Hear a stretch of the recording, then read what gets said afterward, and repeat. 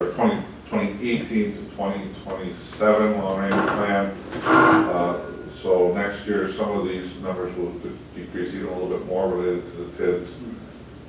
Again, with the projects that are going in TID 3, has really taken up the lion's share of opportunities within that district right now. So until something solid comes forward, we're not going to project hypotheticals into those metrics anymore. We talked about cutting off this chart to align, in the future, to align with the plan, because, you know, maybe not going out as far in the future as this chart does. We could certainly do that as That well. was one of the discussions the CBA had, was just to align. Again, the reason it will go out that far is that's how far the TID that's scheduled, so we show it all. Exactly. This direct debt burden chart, does this use the revised projections on property appreciation and increase in equalized value? This is 2016 data, based on the long-range plan in 2016. It's just, So that would probably be unknown. Just, it's just expenditure. just the debt. Just, but it's a What is the percentage. percentage of?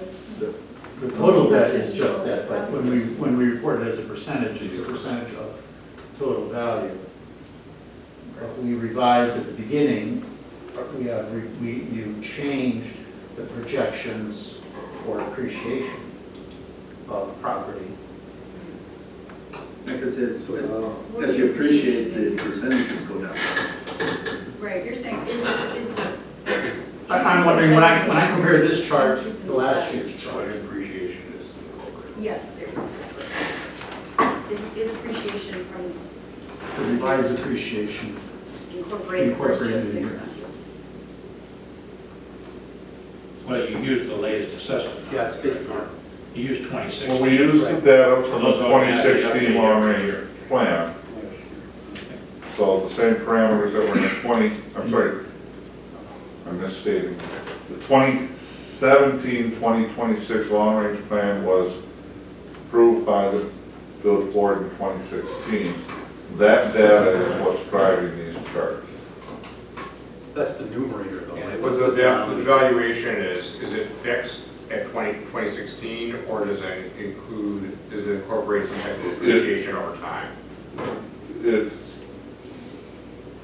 There were valuation adjustments included in the 2016 long-range plan adopted by the board.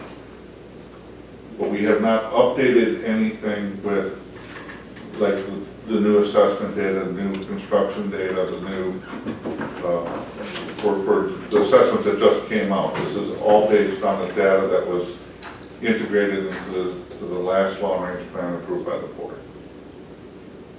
Which actually appreciates over those 10 There is a property appreciation over that time and frame. that's what my question is, how does that assumption compare to these assumptions on page 6? I don't have those comparative reports next to me. I believe we used a straight 2% property appreciation from memory in the previous long-range plan. Okay. I believe that's what we used. That is one thing. Right here. Thank you. I always carry my long range. Well, while you're looking, I mean, again, the CDA spent a fair amount of time on these charts, and I don't consider this to be integral to the report that we're providing to the board. This has nothing to do with the financial health of the TIDs and their ability to close. So my recommendation in the future would be to remove this, or to, because it's a part of the picture. It's not the whole picture that the village board, I would think, should be looking at with respect to debt and other things. So I think this is an area we can look at in the future to figure out either whether to have it in, and if we do, I don't know. It seems to create more confusion than it answers questions. And again, I just state it's not the crux of this report. It's not the purpose of this report. You know, and maybe more so because we're not projecting any new development with the CDA annual Do, report so anymore. you want it in there. Yeah. But I do find value in the chart, and I just want to show why. If, as the village and the CDA are working together, your debt pay down is very important, because it doesn't say it, I wanted it to say GO, direct debt burden, in the title, it doesn't say it, says in the footnote, which thank you for that. But this is our GO debt capacity, and so I think it is important for the CDA to understand it, as well as the board, and to jointly understand if, when it comes time that we want to spend another $20 million on something, that we see the graph to make sure we know, how it's going to affect our debt pay down. So Yeah, and I would agree, at the time of a new request, absolutely, you would want to look at this and go through And it this. would be presented. And it would absolutely be presented. For purposes of this discussion, again, I'm not sure it's additive Today. to this discussion. I just had one question I asked at CDA, I don't know if I got it answered. The flip side of the revenue to the chart is what TID expenditures proposed, I know we had placeholders in our long-range plan. I believe in my notes, it said it was a $4.5 million TID every year all the way up to 2025, just as a placeholder.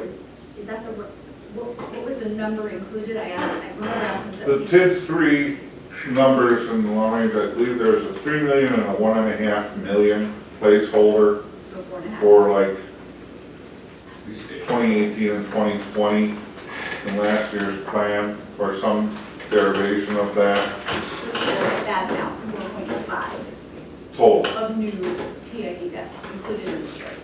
That's correct. Okay, thank you.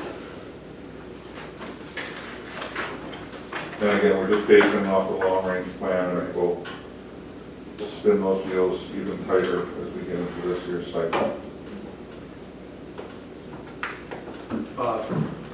So with that, I would conclude the review of the report, and I think it shows the continued financial health of the TIDs, their ability to close on time before the required closure date is the objective. Open it up to any other questions or discussion. Just out of curiosity, Larry, do you have any comment? Because as an outside perspective here. Well, yeah, I would be happy to share a couple of comments. I very much appreciated Mike Kerrigan's comments about the success of your TIF program, Economic Development Program overall. Known Michael for a long time, very much respect his judgment. Going around taking a look at your projects, and I know some of these have been controversial to their shape and scale of the site. Some are controversial about whether or not the provisions of the development agreements were appropriate or not. But I've done a lot of TIF projects myself. I got to compliment both the CDA and the village board. This has been a very successful program. You've done a lot, very high quality projects. You very well utilized the space. You've gotten rid of some old buildings that were in some cases antiquated and obsolete, and replaced them with new, often multi-use structures. Your leveraging of private capital has been incredible, and has brought a lot of money into the village for the public investment you've made. The increment created by all these projects, as you saw tonight, has more than covered the incentives that you've provided using TIF revenue. And once again, I want to remind everybody that TIF works by providing these public incentives using incremental revenue created by the projects themselves. You do not subsidize using general purpose tax revenue that the taxpayer pay to cover their cost of government services.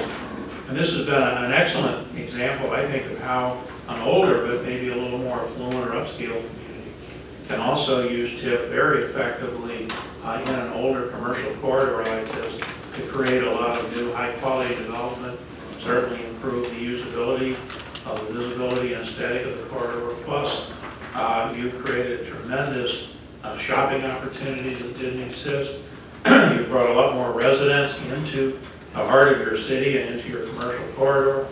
And one of the things I noticed a couple weeks ago in reading your CAFR, your comprehensive annual financial report, guess who's the largest employer in Shorewood today? It's Metro Market. And I can tell you until that project was built, it was government agencies that were providing the bulk of the employment in this village, not the private sector. So again, not all the projects may have been perfect. Some people may be unhappy with the aesthetic or the facade design on this project or the height of that one. But I think you should be very proud of this program. It's been extremely successful, added a lot of value to your building. So that takes us to, yes. I just have two other questions. I didn't know what the right time would be to ask them. Can I ask them now? So we're still on item 4. So This is okay. because it transfers from item 4 to item 5. I'm still on the report. Okay. Okay, for B3, on page B3, it's TID 1. And I think I'm reading this correctly. It appears this is the moderate scenario, which I know we didn't necessarily run at the time of transfer. It might be the new moderate, I'm not sure. It is. Okay. Am I reading this correctly? Under this scenario, if we had not done the transfer, we could have closed in 2020, a year earlier? Under these assumptions, yep. I would say under the, again, I think the big difference is the difference in the tax levy, half basis point increase versus the 2% So, additive. So, we're probably never going to do a transfer again, but I know I believe trustee meant to ask that question multiple times to the village manager, and could we close earlier if we don't do the transfer, and most conservative analysis would run. So the answer that we got was absolutely not. It's the same year, it's going to close in the same year. I just wanted to point it out that by just doing a slight adjustment, that answer would have been a little bit different. And in the future, if we ever do something like that again, I would like, if I ask the question, to know what, don't just give me the most conservative. It would make sense to me as a voting member that I knew there's a range. I mean, every TID has a range. You never know exactly what conservative, moderate, or aggressive, which one's going to come in. yeah, maybe the question is actually, at what assumption could it close a year earlier? Right. And then, again, you're right, we're probably never going to do it. I hope we never do a transfer. I agree. But if we did, then maybe the view is, okay, would we have to have incredibly insane assumptions in order to bump it by I a mean, year? this is not The rate would be insane. 4% and the levy would whatever. So fair enough, I think we could do that. And that was based on the projections and the numbers at the time, the numbers used this year were. I think that the tax levy is materially different than last, the reduction, half basis point reduction versus 2% increase. That's, that has a material impact on these numbers. Well, I'm looking forward to see how, once we get through this year's assessment and know what the tax rates are actually going to be, that it just resets every year's iteration. So I wouldn't close the door completely on being able to close in 2020, or, yeah, 2020. Yeah. Even with the transfer. But again, we can, I could, well, maybe not 2019, but I mean, you can move projections around quite a bit and get all sorts of things, and I let's. think you understand what I'm saying. I do. When you're presenting, do you want to transfer this money out? We say, is there any way that we would, be pushing out another year? And the answer is an absolute no, just based on the most conservative. Not based on the models that were being Right, you have considered the by the models. CDA at the time. Can't share the other ones. But I think on that there is a lot of, the assumptions you make, there's a range. When our consultant comes and says, no, this is when it's going to close, this is the increment number at close, and this is the year you're going to close. But, that's not really true. The really true way to say it is, this is our projection, and here's kind of how it could go 10% either way, is, I think, a much more accurate way to be talking about this type of projection. So if we're making decisions based on $838,000 or $5.5 million, when we're making dollar decisions, we need to understand how much wiggle room there is rather than getting, oh, this is the number, you're good. I think it's a little bit simplistic to present these types of projections that way, and a little bit of a disservice to us as policymakers. And I appreciate the different scenarios in this report, I really do, I think it's very beneficial.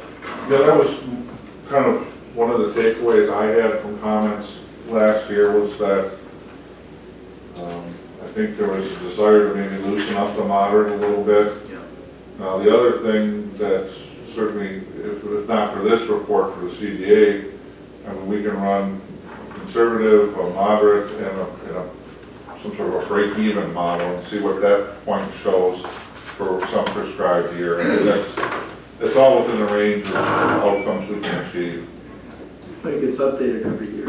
It does get updated every year, so And it's a lot of work, but And the transfer out there was a conservative moderate, and the moderate was less moderate than this. but we can do that. Since these comments are essentially critical of staff,